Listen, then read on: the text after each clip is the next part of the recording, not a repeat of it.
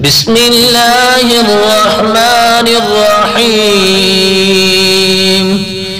حرمت عليكم أمهاتكم وبناتكم وأخواتكم وعماتكم وخالاتكم وبنات الأخ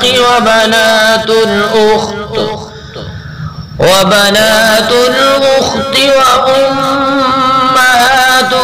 اللاتي أرضعنكم وأخواتكم من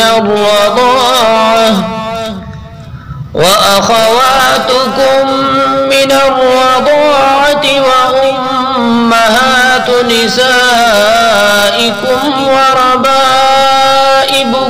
اللاتي في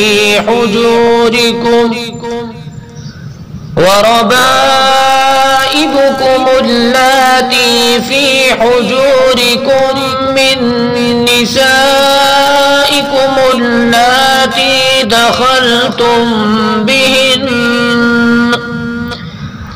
فإن لم تكونوا دخلتم بهن فلا جناح عليكم، وحلائل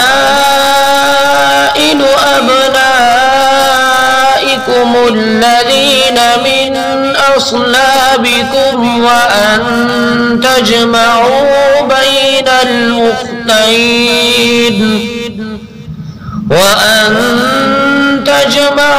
بين الأختين إلا ما قد سلف، إن الله كان غفورا رحيما.